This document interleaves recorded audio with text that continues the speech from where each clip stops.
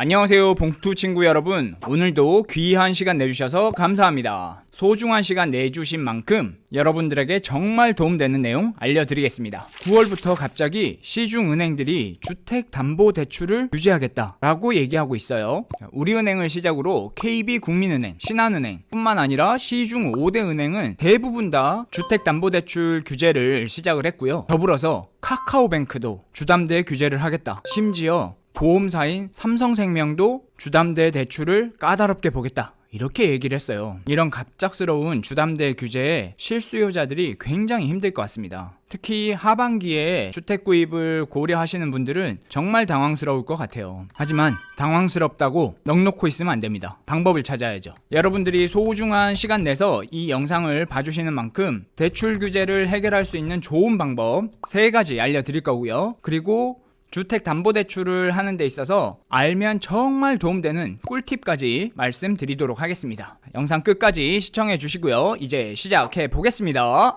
자, 우선 주택담보대출이 갑자기 시작이 됐는데요. 이게 왜 나왔는지 그 원인부터 한번 알아보겠습니다. 정부가 가계대출이 우려스럽다 이런 얘기는 꾸준히 얘기하고 있었고요. 그런데 최근에 가계대출이 급격하게 올라갔습니다. 특히 주택담보대출이 갑작스럽게 올라가면서 가계대출에 대한 우려가 더 커진 상황입니다. 얼마나 올라갔는지 한번 볼까요? 4월에는 4조 1천억, 5월에는 5조 6천억, 6월에는 6조, 또 7월에는 5조 4천억, 여기까지는 좀 완만한 추세로 오르고 있었는데 갑작스럽게 8월 돼서는 8조 5천억 원이 늘었어요. 이 또한 잠정직계고 더 늘어날 수도 있습니다. 그리고 기타 가계대출이 1조 3천억이나 늘면서 8월 달에 총 가계대출이 9조 8천억이나 늘었습니다. 이게 한 달 동안 증가한 가계대출 기준으로는 역대 최대치래요. 그러니까 정부 입장에서는 넋놓고 있을 수는 없겠죠. 그에 응답하듯이 은행들이 하나같이 대출 규제를 시작을 했습니다. 여기서 또 왜 8월에 갑작스럽게 가계대출이 늘었을까, 이걸 또 알아봐야겠죠. 현재 우리나라에는 다양한 주택담보대출 규제가 있는데요. 그 중에서도 스트레스 DSR이라는 게 있습니다. 스트레스 DSR에 대한 자세한 얘기는 뒤에서 하고요. 우선 1단계는 이미 시행이 됐습니다. 8월까지 1단계가 시행이 되고 9월부터는 2단계가 시행이 돼요. 그렇다면 2단계가 시행되는 9월 이전에 대출을 내는 게 현명한 판단이겠죠. 그러니까 대출 막히기 전에, 그리고 금리가 더 오르기 전에 주택을 구입할 사람들이 미리 8월에 주택을 구입해서 주택담보대출이 갑작스럽게 늘었다, 이렇게 볼 수 있습니다. 여기서 잠시 DSR이 뭐야? 라고 하시는 분들을 위해서 우리나라 대표적인 대출 규제에 대해서 알아보고 또 스트레스 DSR이 뭔지 자세히 알아보고 다음 내용 이어가도록 하겠습니다. 우리나라의 대표적인 대출 규제는 3가지 있습니다. LTV, DTI,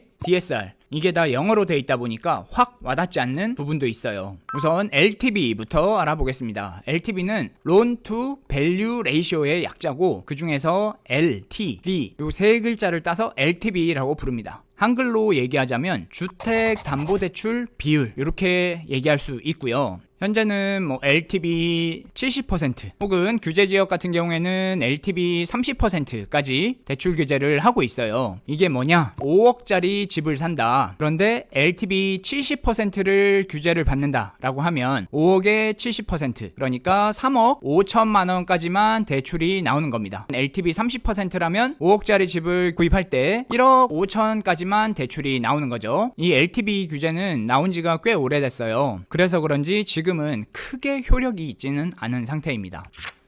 또 대표적인 주담대 규제 중에 하나인 DTI가 있고요. DTI는 Debit to Income Ratio라고 해서 부채에 데빗 할 때 D, 그리고 인컴, 소득에 비례한 대출, 그러니까 한글로 바꾸면 총 부채 상환 비율, 이렇게 부를 수 있어요. DTI는 내 대출, 그러니까 주택담보대출이 있을 수 있고요. 그리고 신용대출이 있을 수 있죠. 요 2개를 다 합쳐서 내는 이자, 요 이자가 내 전체 소득에서 얼마까지만 돼야 된다, 요런 규제예요. 예를 들어서 DTI 50%다 라고 하면 내가 내는 대출 이자가 200만 원이야. 그러면 내 전체 소득이 400만 원이 돼야 200만 원의 대출 이자를 감당할 수 있다, 이렇게 정의를 하는 거고요. 그러면 월 소득 400만 원인 사람은 대출 이자가 200만 원이 넘어서는 안 되는 거죠. 이런 대출 규제입니다. DTI는요.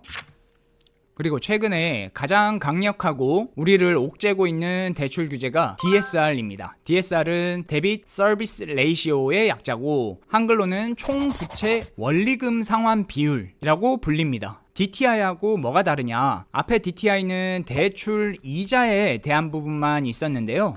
DSR은 원리금으로 봅니다. 원리금은 대출 이자 더하기 원금, 이거를 상환하는 게 전체 내 소득의 얼마 이하여야 된다라는 규제예요.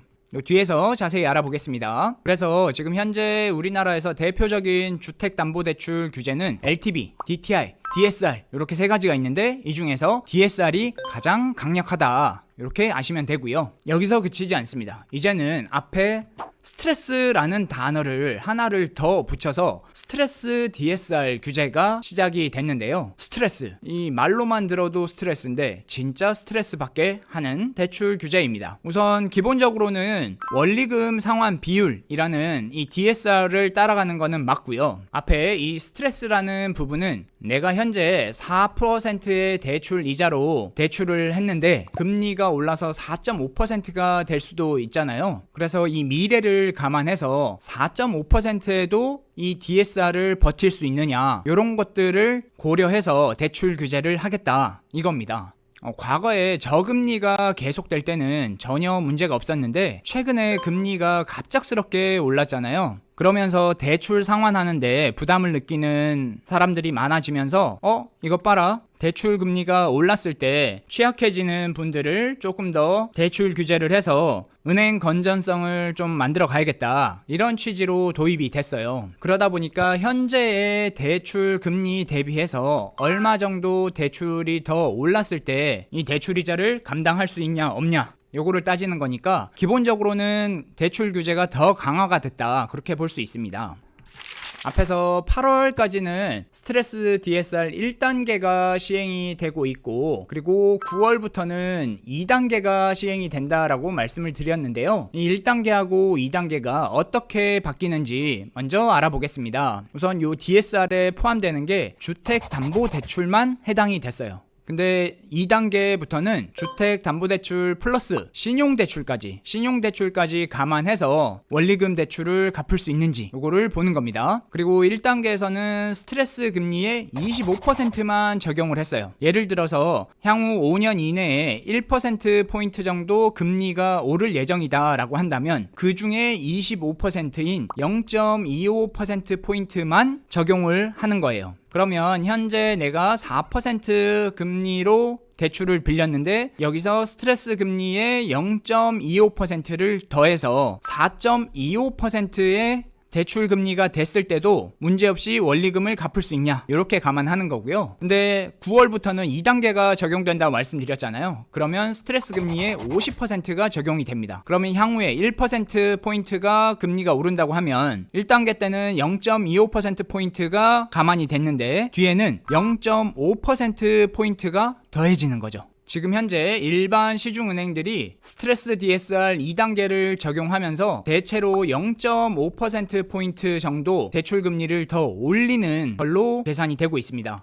0.5%포인트. 별거 아닌 것 같지만 우리가 주택담보대출을 낼 때 몇 억씩 내잖아요. 그러면 이거는 굉장히 큰 금액이고 무엇보다 이게 적용이 되면 대출 원금 자체가 줄어든다는 큰 제약이 생기는 겁니다. 이러다 보니까 DSR 2단계가 적용되는 9월 이전에 대출을 내는 게 훨씬 더 수월하겠죠. 그 결과로 8월에 주택자금대출이 무려 8조 5천억이나 는 겁니다. 그러면 은행별로 이 대출 규제를 얼마나 빡빡하게 하고 있는지 한번 알아보도록 하겠습니다. 먼저 대출 규제를 가장 먼저 까다롭게 하겠다고 손든 우리은행은 이런 규제를 하고 있어요. 수도권에 집을 갖고 있는 사람은 주담대를 해주지 않겠다라는 거고요. 그리고 대출 만기를 30년으로 축소를 하겠다. 예전에는 40년 만기, 심지어는 50년 만기 주담대도 있었는데 이제는 만기를 30년으로 줄이겠다. 이게 어떤 효과냐? 대출 한도 자체가 확 줄어듭니다. 왜 그러냐면 앞에 DSR은 대출 이자가 아니라 원리금을 갚을 수 있냐 없냐를 따진다고 했잖아요. 그러면 3억을 빌렸을 때 30년 만기로 하면 1년에 1000만 원씩 갚으면 되고, 그다음에 50년 만기를 하면 1년에 600만 원만 갚으면 되니까 큰 차이가 있죠. 그렇기 때문에 만기를 30년으로 줄이면 대출 한도 자체가 줄어들게 됩니다. 그리고 생활 안정자금 한도를 1억 원으로 제한을 하겠다. 생활 안정자금은 뭐냐? 이 주택을 구입할 때 쓰는 게 아니라 이미 내가 집을 가지고 있어. 집을 가지고 있는 상태에서 주택담보대출을 받으면 이게 같은 주담대지만 생활안정자금이라는 이름으로 대출이 나가요. 그거를 1억 원으로 제한을 하겠다라는 겁니다. 집이 한 채 있는데 또 1억을 대출 받으면 이걸로 집을 사거나 할 수 있으니까 이거를 막겠다라는 거고요. 그리고 마지막으로 입주자금 대출을 하지 않겠다라는 겁니다. 입주자금은 뭐냐면 분양권 상태에서 우리가 입주를 하게 되면 대부분 이제 잔금대출이라는 이름으로 대출을 받게 되는데요. 이때는 조금 특수한 대출입니다. 엄밀히 얘기하면 내 소유가 아닌 상태에서 대출을 해주는 거거든요. 그러니까 소유권 이전 등기가 안 된 상태에서 소유권 이전 등기가 될 거라고 예상을 하고 잔금대출을 해주는 건데 이거를 하지 않겠다는 겁니다. 그럼 지금 분양권 상태에서 입주를 앞두고 있는 분들은 정말 멘붕이 올 수도 있는 규제죠. 그러면 또 국민은행은 어떤 규제를 하고 있냐? 수도권에 1주택 이상을 가진 사람한테는 주담대를 제한을 하겠다. 그러니까 이미 1주택을 가지고 있고 갈아타기를 하기 위해서 두 번째 집을 사야 되는데 아직 첫 번째 주택이 팔리지 않았다. 그러면 두 번째 주택 구입할 때는 주담대 안 나와. 이렇게 제한을 하는 겁니다. 그리고 대출 만기를 30년으로 축소를 하는데 이때는 수도권 집을 살 때만 대출 만기를 30년으로 제한을 하겠다라는 겁니다. 그리고 생활안정자금 한도를 1억 원으로 하는 거는 우리은행과 똑같고요. 또 신한은행은 대출 만기를 30년으로 축소를 하는데 수도권 주택뿐만 아니라 모든 주택에 대해서 주담대 만기는 30년으로 줄이겠다 라고 했어요. 그리고 생활안정자금 한도도 1억 원으로 하겠다라고 하고 있고요. 그리고 또 5대 은행 중에 하나인 NH농협 같은 경우에는 수도권 2주택 이상인 사람들한테 주담대를 내주지 않겠다라고 하고 있고요. 요거는 어찌 보면 좀 합리적이다 그렇게 볼 수도 있죠. 그리고 대출 만기를 30년으로 축소하는데 수도권에 집 있는 사람들 상대로 제한을 하겠다는 거고, 또 생활안정자금도 1억 원으로 한도를 줄이는데 2주택 이상에 대해서만 제한을 하겠다는 겁니다. 하나은행은 조금 양호하네요. 생활안정자금 한도를 1주택으로 줄이는데 이 대상은 다주택자이다 라는 겁니다. 마지막으로 카카오뱅크도 주담대 제한을 하겠다고 손을 들었어요. 집이 있는 사람에게는 주담대를 내주지 않겠다라고 했고, 그리고 대출 만기를 30년으로 줄이는데 모든 주택에 대해서, 그러니까 수도권뿐만 아니라 지방주택 포함해서 다 주담대는 무조건 30년으로 줄이겠다라고 했습니다. 생활안정자금 한도도 1억 원으로 줄이겠다라고 했고요. 카카오뱅크가 마지막에 손들었는데도 제한하는 걸로만 보면 다른 시중은행들 거를 모두 합한 만큼 규제를 하고 있어요. 자, 은행들이 대출 규제를 하는 건 좋다 이거죠. 그런데 이런 갑작스러운 규제가 실수요자들한테는 얼마나 크게 스트레스로 다가오고 힘든지 실제 현장에서 이루어진 거래를 기준으로 한번 얘기를 해볼게요. 여기서 잠깐 퀴즈. 첫 주택을 구매하는 연령대가 몇 살인지 아시나요? 바로 30대입니다. 많은 사람들이 이제 결혼을 하면서 집을 많이 마련을 하는데요. 우리나라 지금 평균 결혼 나이가 35세, 남자 기준으로 35세 정도 되잖아요. 이때 첫 집을 마련하는 경우가 많습니다. 계속 청년들 도와주겠다라고 하는 정부 기조하고 약간 반하는 거죠, 이번 대출 규제는요. 그리고 이 무엇보다 30대들은 아직 주택 구입을 해본 경험이 없을 거잖아요. 말 그대로 첫 주택, 첫 내 집 마련을 하는 세대인데 이들에게 대출 규제까지 까다롭게 해버린다면 참 이 해결 방법을 찾기가 더 어려울 수도 있어요. 물론 앞에 대출 규제가 무주택자가 아닌 1주택자 이상에 다 해당이 되지만 이게 돌아서 다 영향을 주는 거거든요. 그리고 실제로 우리가 집을 사는 데 있어서 계약서는 이렇게 쓰죠. 먼저 계약금을 걸고 중도금은 하기도 하고 안 하기도 하고, 그리고 잔금을 치릅니다. 집을 산다는 거는 워낙에 큰 돈이 들어가다 보니까 이렇게 나눠서 돈을 지급하고요. 처음으로 계약할 때 대부분 다 10% 전체 집 가격의 10%를 냅니다. 그러면 5억짜리 집을 산다라고 하면 5천만 원을 먼저 계약금으로 걸고요. 그리고 중도금을 내는 경우도 있고 안 내는 경우도 있고요. 그러면 마지막에 잔금, 중도금을 안 냈다면 전체 거래 금액의 90%를 내게 되겠죠. 그러면 5억짜리 집을 샀을 때 마지막으로는 4억 5천만 원을 내야만 합니다. 이렇게 큰 돈을 준비하다 보니까 이게 계약을 하고 바로 잔금을 치르는 게 아니라 일반적으로는 계약을 하고 2달 이상의 기간을 갖고 잔금 잔금을 치고 길게는 뭐 6개월 하기도 하고요. 실제로 제가 거래한 것 중에서 9개월 뒤에 잔금을 한 경우도 있었습니다. 이 개인 간의 거래다 보니까 서로 이해관계가 맞아 떨어지면 충분히 그런 계약 기간을 길게 할 수도 있는데, 이게 갑자기 대출 규제를 한다고 하니까 잔금 치를 때 굉장히 큰 부담으로 다가오겠죠. 예를 들어 8월 달에 8월 초에 계약을 하고 한 10월 중순 정도에 잔금을 치는 일정으로 계약을 했다면 먼저 8월에 전체 거래 금액의 10%를 냈을 것이고, 그리고 10월 중순쯤에 나머지 90%를 낼 텐데 갑자기 9월 달에 이제 주담대를 하지 않겠다 이렇게 막아버리면 이 사람은 어디서 돈을 빌리죠? 뭐 5억짜리 집을 샀다고 해도 마지막에 4억 5천을 돈을 치러야 되는데, 뭐 계획상 내가 3억 정도를 대출을 받아서 잔금을 치러야겠다 이렇게 계획하고 있던 사람들이 대출 규제가 막히면서 3억 원이 다 안 나온대. 어디서 3억을 구합니까? 이번 규제가 실수요자들을 정말 어렵게 하는 대출 규제다, 갑작스러운 대출 규제다, 이 점을 말씀드립니다. 그리고 또 실수요 중에서는 미리 주택을 구입하는 사람들도 있어요. 미리 주택을 구입한다는 게 어떤 의미냐? 내가 지금은 새로 사는 집에 들어가서 살 수는 없지만 한 2년 뒤에 들어가야겠다라고 생각을 하고 집을 미리 사는 경우죠. 그러면 2년 뒤에 들어갈 집을 그대로 그냥 공실로 둘 수는 없으니까 전세를 줄 수도 있겠죠. 지금 사는 집이 있고, 그럼 미리 사는 집이 또 하나가 생긴 거예요. 그럼 2주택자가 된 거예요. 일시적으로 지금 2주택자가 됐는데, 두 번째 집을 살 때 요거는 대출을 내서 해야겠다라고 계획을 하고 있었는데 갑자기 2주택자부터는 대출이 안 나온다 라고 하면 이거 어떡하죠? 계약금으로 아까 10% 정도를 건다고 했잖아요. 만약에 뭐 6억짜리 집을 샀다라고 한다면 이 계약금 6천만 원을 날릴 수도 있어요. 잔금을 못 치면 계약금을 그냥 날리는 거니까요. 미리 예고도 하지 않고 이렇게 갑작스럽게 대출을 하니까 이런 실수요자들이 큰 피해를 볼 수도 있는 상황입니다. 어찌됐건 대출 규제는 이미 시작이 됐고, 그러면 우리는 해결 방법을 찾아야죠. 해결 방법을 한 가지도 아니고 무려 제가 3가지를 말씀을 드리겠습니다. 이 안에서는 무조건 해결이 될 겁니다. 한번 알아보자고요. 첫 번째 해결 방법은 가족들이나 친구들, 지인들한테 돈을 빌려서 잔금을 치는 겁니다. 이거는 그래도 대출을 뭐 많이 빌리지 않고 조금 빌리는 사람들한테는 이런 방법으로 잔금을 칠 수 있을 거고요. 여기서 주의할 점은 가족들한테 돈을 빌리더라도 간단하게라도 차용증을 꼭 쓰는 게 좋습니다. 에이, 가족들끼리 무슨 차용증이야 라고 할 수도 있지만, 혹시라도 이 주택 네 돈으로 구입한 거 맞아? 라고 정부에서 실태조사가 나올 수가 있거든요. 이때 차용증이라는 게 있어야 그 증빙이 수월해지겠죠. 그렇기 때문에 간단하게라도 차용증을 쓰는 게 좋습니다. 그리고 친구들, 지인들한테 돈을 빌릴 때도 적어도 문자 메시지라도 남겨놓는 게 좋고요. 자, 첫 번째 방법은 뭐 아주 좋은 해결책은 아닙니다. 두 번째는 확실한 해결 방법입니다. 앞에 대출 규제는 대부분 시중 5대 은행인 1금융권에서 이루어지고 있고요.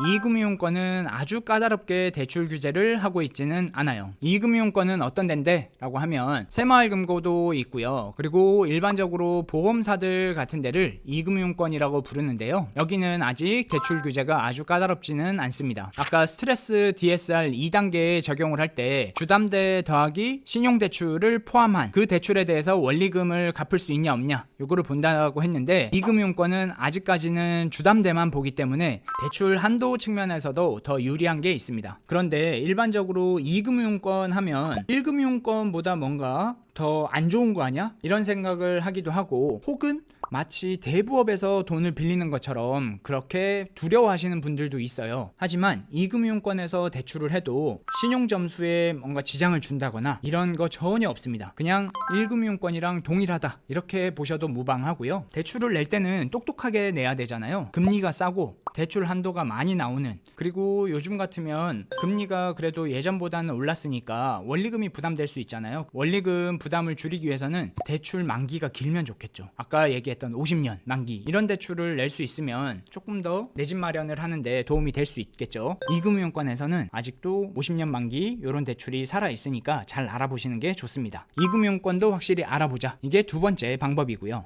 자, 가장 확실한 방법입니다. 바로 여러 은행뿐만 아니라 보험사까지 대출을 취급하는 모든 금융권의 대출을 비교해서 나에게 맞는 대출을 추천해주는 데가 있습니다. 저는 뱅크몰이라는 데를 추천을 드리고요. 요거는 앞 광고도 뒷 광고도 아닙니다. 그냥 제가 이용해보고 가장 좋았던 곳을 추천해 드리는 겁니다. 먼저 네이버에서 뱅크몰 이렇게 치면 이렇게 화면이 나오고요. 여기 들어가서 클릭 이렇게 하시면 회원가입을 먼저 하라고 나오네요.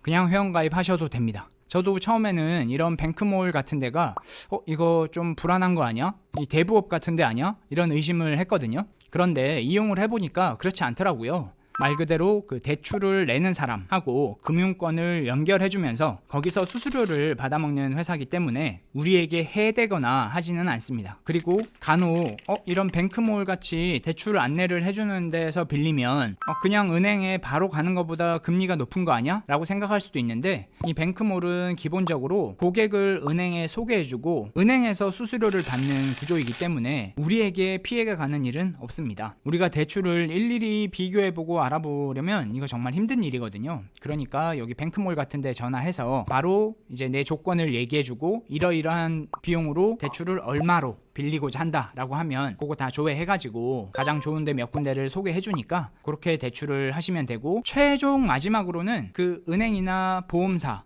혹은 증권사 담당자가 대출 서류를 직접 작성하러 오는 거니까 이거는 오해는 하지 않으셔도 됩니다. 이 뱅크몰 이런 데를 이용하시면 훨씬 더 수월하게 나에게 맞는 대출을 찾을 수 있으니까 이 방법을 가장 추천을 드립니다. 지금처럼 갑작스럽게 대출 규제가 나왔을 때 뱅크몰에 전화를 하셔도 되고, 그냥 내가 대출을 낼 때도 뱅크몰 같은데 전화해서 알아보시면 일일이 대출을 알아보는 그런 수고는 덜 수 있으니까 한번 이용해 보시면 좋을 것 같습니다. 다시 말씀드리지만 이건 앞 광고도 뒷 광고도 아닙니다. 뱅크몰 듣고 있나? 우리한테 광고 한번 주세요. 고맙습니다. 미리 고맙습니다. 자, 이제 마지막으로 내 집 마련을 하는 데 있어서 꿀팁, 이거는 꼭 알아야 됩니다. 이거를 알면 여러분들 돈 벌 수 있어요. 바로 정책금융을 이용을 하는 겁니다. 정책금융이 뭐냐? 나라에서 혜택을 주는 대출이다, 이렇게 생각하시면 돼요. 이런 것들 있죠. 예를 들어 작년에 시행했던 특례 보금자리론, 그리고 올해 하고 있는 신생아 특례대출, 또